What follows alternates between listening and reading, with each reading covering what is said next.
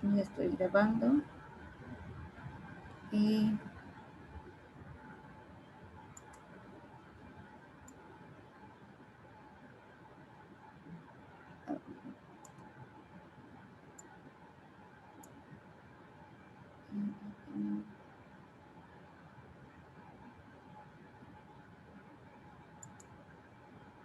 chat por si acaso.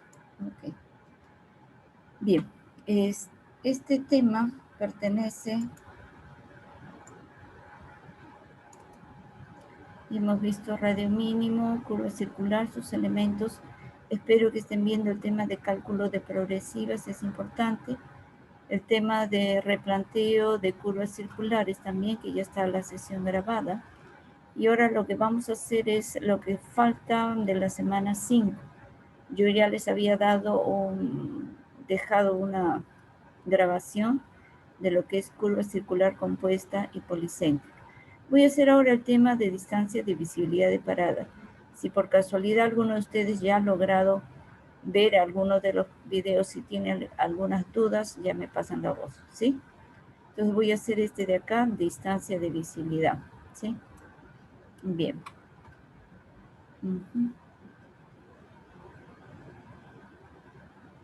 Bien, ok. Entonces, el tema de distancia de visibilidad es la sección 205 de la norma. Básicamente es aquella distancia, en términos generales, suele representársele por la letra S, en inglés sight, ¿no? Vista. Entonces, distancia de visibilidad S viene a ser la distancia visible que ustedes tienen delante de la carretera para poder ejecutar con seguridad maniobras, por ejemplo, de detenimiento, o sea, una distancia de frenado ante algo que esté interrumpiendo su carril de circulación. O en el caso que ustedes deseen hacer una maniobra de sobrepaso, especialmente en las vías bidireccionales, o sea, las de calzada única, de aquí, a ver, perdón.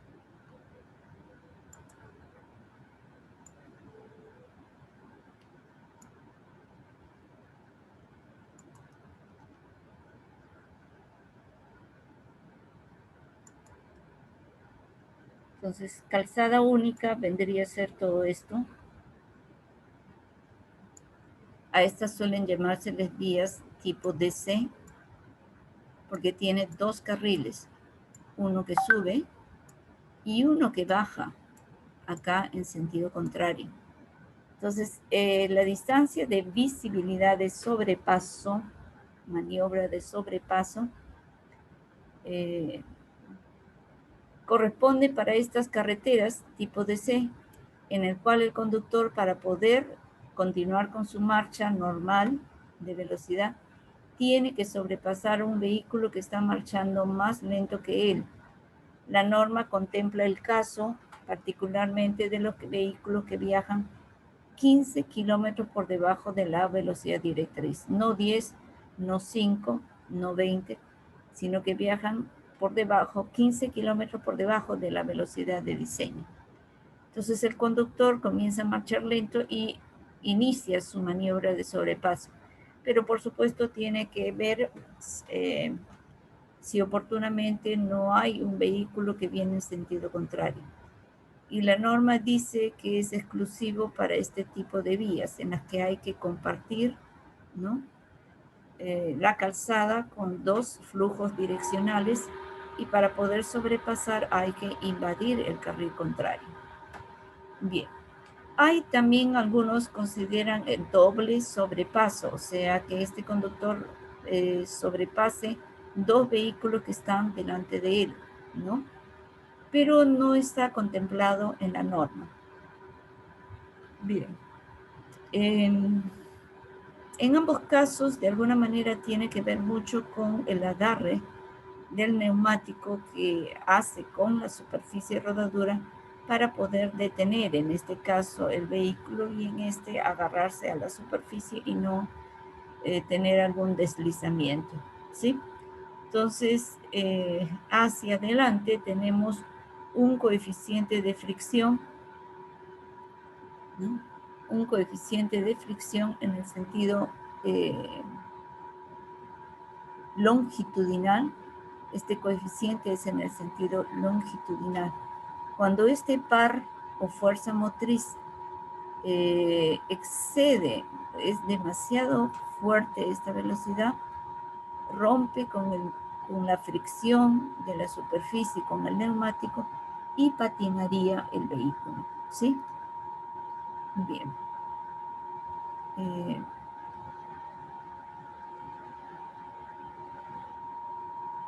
Ok.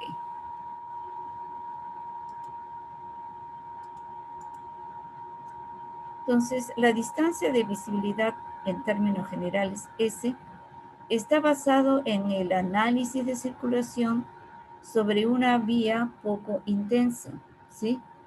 Una vía poco intensa en la que se considera el comportamiento individual. O sea, como es poco intensa, estoy yo solo ante la carretera, ¿sí? No me estorba mucho los vehículos que están de repente a mi costado, en este caso para los que son de sentido contrario, ¿no? Porque nosotros solamente tenemos un carril de circulación. Entonces se considera aislado, sin estorbarse con otro, él solo con la geometría de la vía. Ese es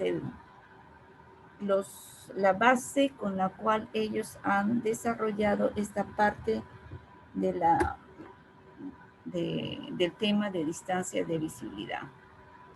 Y también se analiza primero en tramos rectos, no nos complicamos qué pasa en curva. Después vamos a ver qué pasa en curvas, en planta, como también en curvas verticales.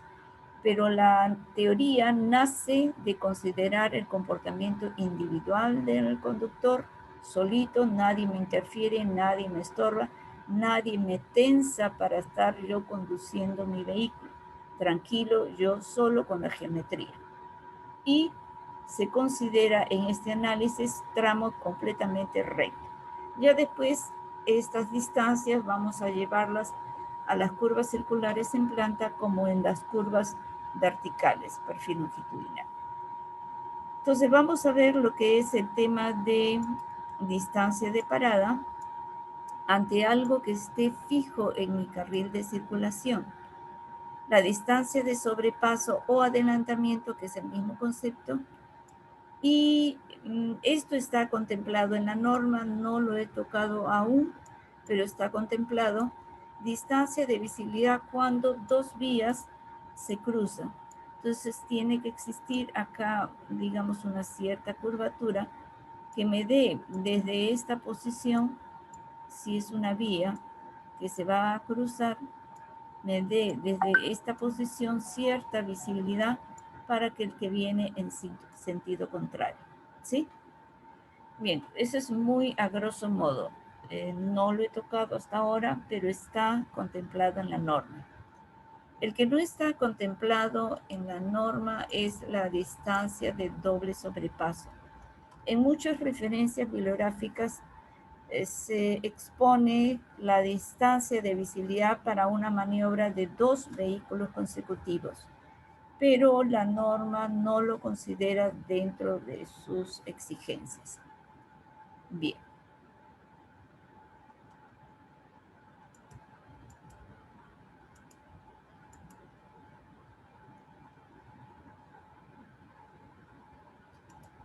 Entonces, ¿qué es la distancia de visibilidad de parada? Aquella distancia mínima para que un conductor que viajando a una cierta velocidad pueda detenerse, ¿sí? Por ejemplo, tenemos tres condiciones climáticas que afectan a la maniobra, por ejemplo, de frenado, esta distancia de parada. Si el pavimento está totalmente seco, podría un conductor tomarle tan solo una distancia de 15 metros para frenar. Por supuesto que esta distancia está supeditado a varios factores. A ver, ¿qué factores ustedes me pueden indicar que estarían, digamos, condicionando esta distancia de frenado? No sé si alguien quisiera opinar.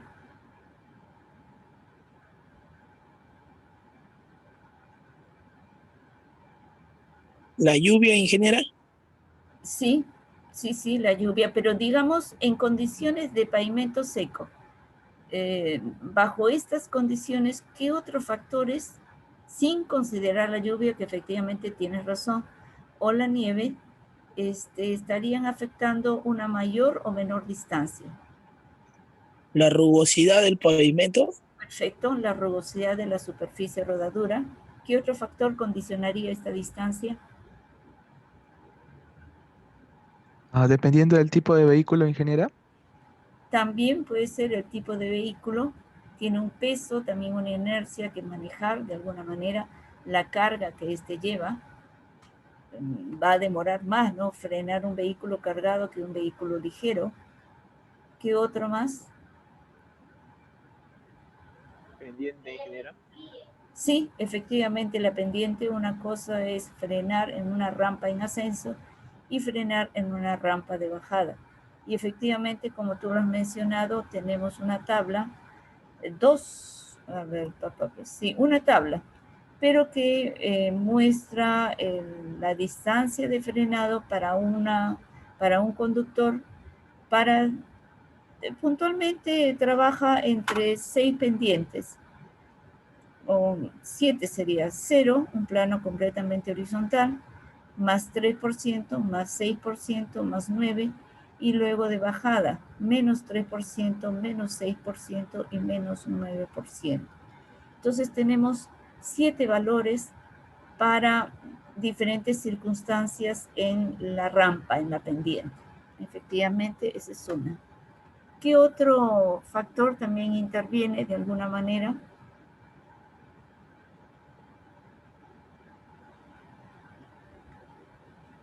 El estado de la vía puede ser, ingeniera. Por supuesto, el estado de la vía. Si está nuevecita, tienes una mejor rugosidad de la superficie, un mejor contacto con el neumático del vehículo, pero si ya, me parece mentira, pero pasa, digamos, meses, años, y esa piedra comienza a prácticamente limarse. Ustedes habrán visto también en los puentes peatonales, cuando suben esas escaleras de concreto, ya han pasado tantos años que ya hasta tiene un desgaste, tanto el metal como el concreto, de simplemente pasar diariamente las personas que no tenemos mucho peso, pero que se va desgastando continuamente. ¿Qué otro más?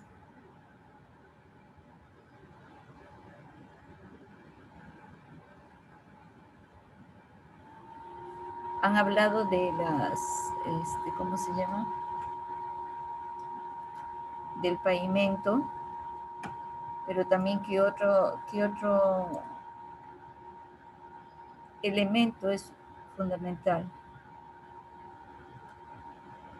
Los neumáticos y los frenos, pues. ¿Cómo dices, perdón? Los neumáticos y los frenos del auto. Perfecto, los neumáticos y el estado de los frenos, ¿sí? Y al hablar del estado del neumático, también podríamos estar hablando este, del inflado del neumático. A veces, como les decía, cuando vimos el tema del neumático, en el capítulo del vehículo, a veces uno tiene la idea errada que contra más infle mis llantas y estén bien templaditas, estoy más seguro. No, al contrario, se reduce el área de contacto del neumático con la superficie y tu acción de frenado va a ser mucho mayor distancia, ¿sí? Entonces también la presión de inflado que se dé afecta ¿cómo se llama? En la distancia. También la parte humana, ¿no? Cuando yo hablo de la parte humana, ¿a qué me estoy refiriendo?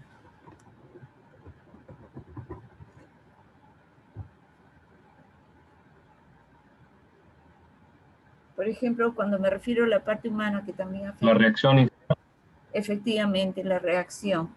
Y cómo están viajando en esa vía, si han descansado para poder hacer un viaje largo, De repente están requete resfriados, no les gusta estar así en esa situación y se toman varias pastillas, no una sino dos, de repente antihistamínicos, y eso aletarga sus reacciones. Y lo peor de todo, que siempre por ahí hasta ahora no salimos de esas pésimas costumbres, viajan imprudentísimamente bajo los efectos del alcohol.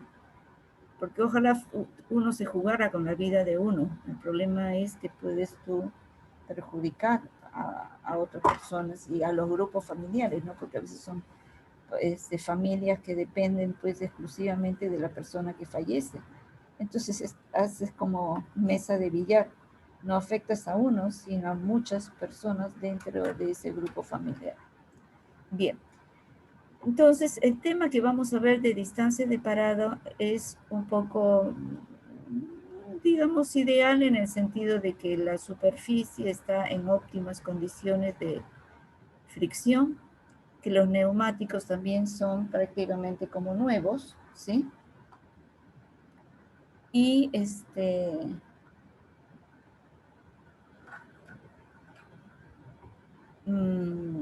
¿qué más?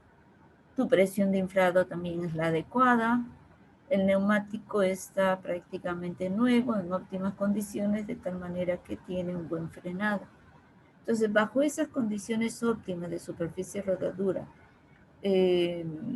bueno, clima no, porque la norma contempla por lo menos este caso, ¿sí? Contempla por lo menos la condición más crítica, que sería frenar bajo una pista que esté mojada, ya sea por las lluvias o un aniego. Entonces, por lo menos sí se considera este aspecto, digamos, negativo. Después, las otras cosas son todo en orden, positivo. El conductor, con todos sus sentidos bien puestos, digamos, en la conducción, el cuerpo bien descansado, no haber tomado ninguna pastilla, la superficie ok, el neumático ok. Sí, básicamente eso.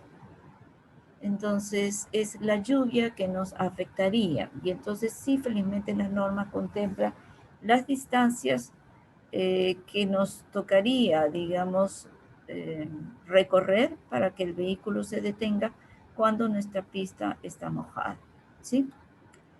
No tenemos con esto, no tenemos con efecto de nieve. Yo recomendaría que si su pista está pasando por una zona con temporadas de nieve, más o menos, que se escarcha la pista de alguna manera y se vuelve resbaladiza, entonces yo recomendaría de repente ver en tablas de otros países, quizás como en el caso de Estados Unidos, tal vez Canadá, que son países más fríos, y que ellos de repente deben tener una tabla puntualmente para el tema de con nieve. Salvo que contemplen esto, no lo he visto, y estén viajando pues con neumáticos con cadena, ¿no? Los neumáticos les ponen unas cadenas de tal manera que se asegura un poquito el contacto con la superficie frenada. Bien, la mayoría cuando viaja así bajo nieve ya se toma las precauciones de esta manera. Ahora, bueno, entonces por favor no se olviden que nuestra norma, esa distancia de parada, es exclusivamente para el pavimento bajo lluvia, bajo agua, pero no con nieve. Entonces mucho cuidado, ustedes tendrían que indagar para poder incrementar un cierto, utilizar otras distancias para estos casos. Bien. Entonces, depende del tipo de superficie rodadura, de las condiciones, si está seca, mojada o nieve, pero puntualmente fuera de esta condición está afectando el estado del neumático, la presión del neumático, las condiciones del freno, como ustedes bien han dicho, estado de atención también del conductor, y nos olvidamos, lo más importante es la velocidad.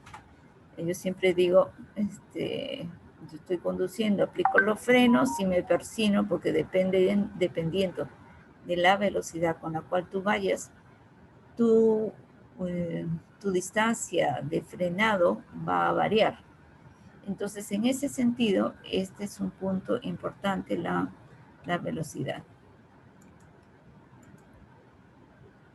Veamos, vamos a aprovechar. A ver este de acá.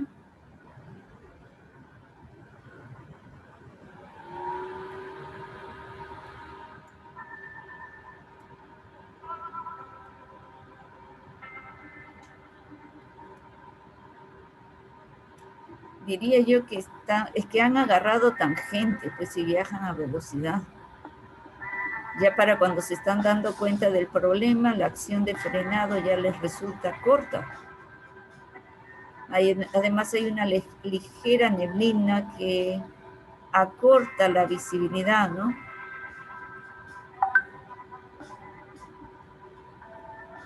Y prácticamente más o menos en esta zona comienza a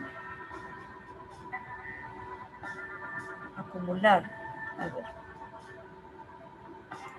Voy a adelantar un poquito.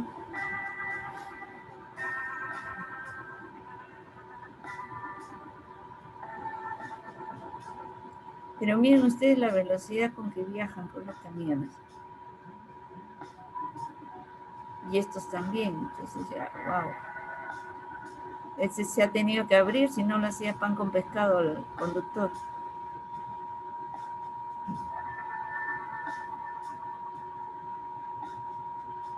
Pero lo que no me explico es por qué esa velocidad estando bajo nieve.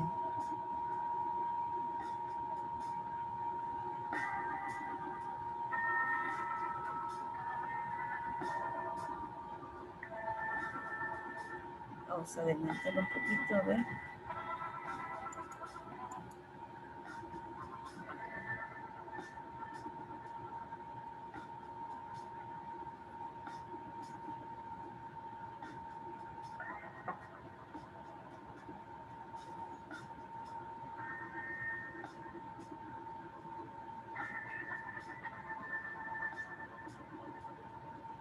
Ya tienen que abrirse porque definitivamente ya la visibilidad hacia adelante está bien difícil, corta. Entonces la mayoría está pues frenando y teniendo que abrirse por este tema.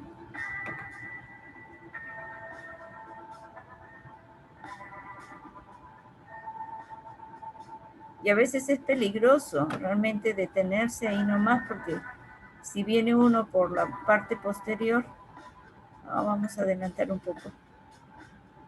Y ya comienzan a chocarse algunos. No puede frenar, ya van colisionando. Este se tiene que abrir porque si no, pan con pescado. Se retira, ¿no? Se van retirando.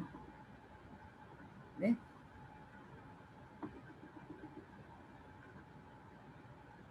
Y estos realmente comienzan un poco como que salir para...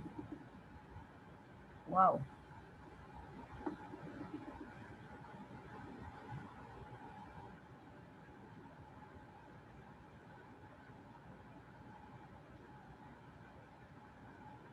Entonces, bueno, no, sí, ¿ves? Lo más prudente es alejarse. Debería alejarse más de todas maneras, pero... Bien, veamos.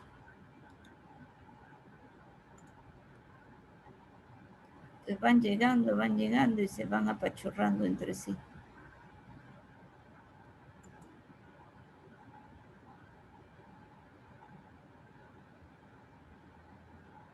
Y la gente por precaución también comienza a salir de las unidades.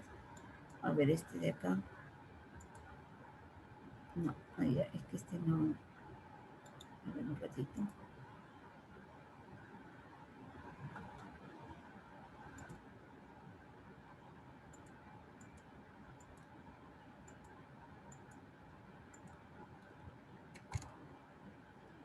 Recién ahí, creo.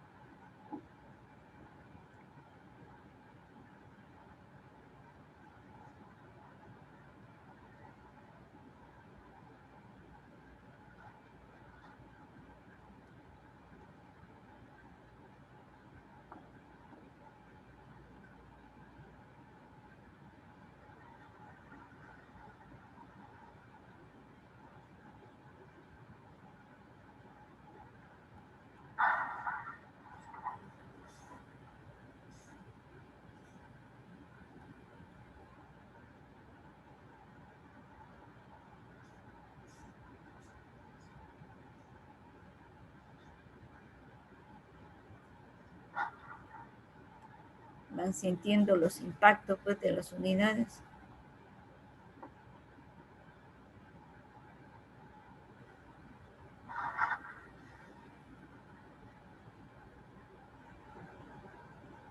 Voy a adelantar un poquito, a ver.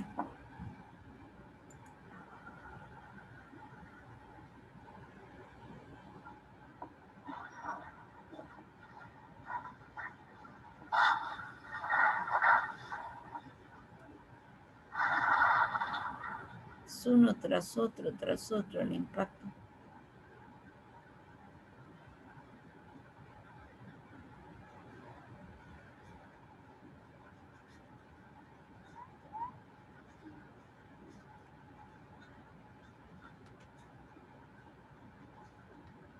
A ver, ¿qué tipo de unidad es esta? En código, ¿lograron revisar la norma de pesos y medidas?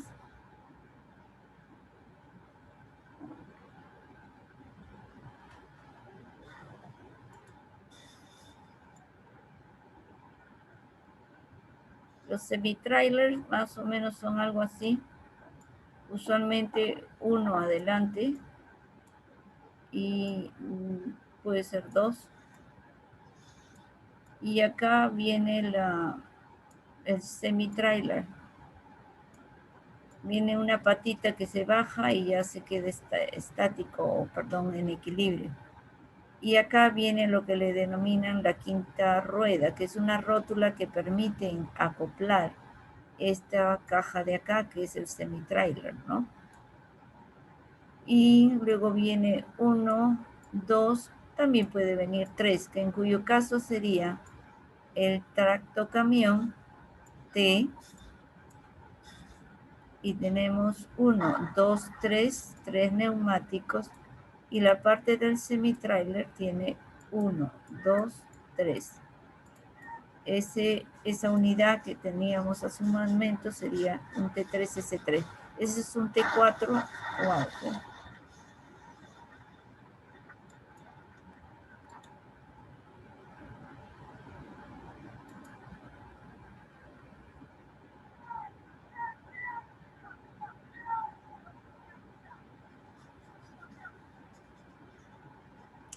Había otra que se veía un poco más, pero bueno, eso es lo que más o menos he podido ver. Entonces, por favor, que se les quede bien grabado que el efecto de la lluvia, de las nieves, no está contemplado porque nosotros no tenemos unas fuertes temperaturas de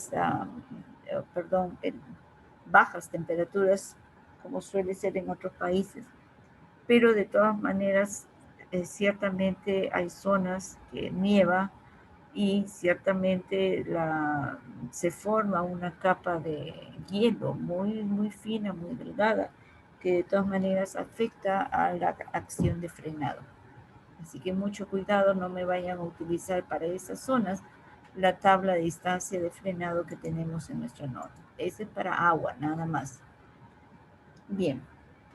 Por favor, si se cortase, vuelven a ingresar al mismo, ¿cómo se llama? A la misma dirección. Voy a hacerlo por lo menos para terminar este tema de distancia parada, ¿sí? En la tarde tengo otro de 3 a 5, creo. Allí podríamos ver ¿cómo se llama? Otro tema, ¿sí? Para no agotarlos mucho. Voy a terminar este, ¿sí? Bien, bueno, más o menos dice cuando se aprieta el pedal del freno, acá, se presiona, se presuriza el líquido del circuito. La presión empuja, esta presión que se ejerce acá, empuja estos pistones, ¿sí?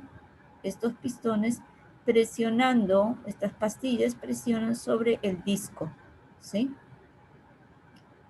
Entonces, los cuales empujan a los ferodos, estos vienen a ser los ferodos, esta parte negrita, material interpuesto que aumenta la fricción. Estos son zapatas, esta es otra forma, este es el freno por pastillas y este es por zapatas, a esto le llaman zapatas. pero tienen esto negrito, que es lo que se llama ferodo, que aumenta la fricción, material interpuesto para aumentar la fricción y puedan frenar. ¿Qué son ferodos entonces? Acá dice ferodo remachado, ferodo pegado, zapatas de freno de tambor, acá son de pastilla, pero acá tenemos el material negrito, ¿no? Juego de ferodos, dice así. Dice Herbert Fruit, técnico inventor inglés, ideó forros especiales, los que a inicios eran de algodón impregnado con resina natural. Forma de esta manera la empresa Herbert Fruit Company, cerca del año 1905. Tras el éxito de su invento, Fruit comienza una nueva empresa llamada Ferodo, basado en las iniciales de su nombre con la letra I, ¿no? Frude, ¿no? Una cosa así. Más tarde, la marca Ferodo entra en el lenguaje corriente como término que significa genéricamente a los materiales de fricción empleados en el sector automovilístico para forros de frenos, embragues, etc. Entonces, de allí nace la palabra ferodo. Igual, por ejemplo, BBD, ¿no? A veces uno suele llamar a las camisetas de los varones BBD, pero BBD era una marca justamente que producía estas camisetas para varones y queda pues introducido en el lenguaje común. Quaker es otra palabra, por ejemplo, ¿no?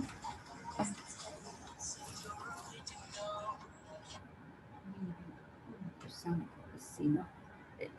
Termino, estoy ahorita en clase, te llamo, ¿ya? 1 hora.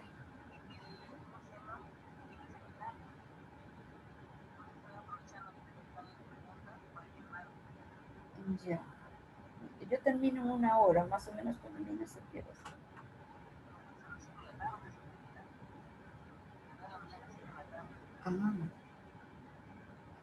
A las 5 entonces.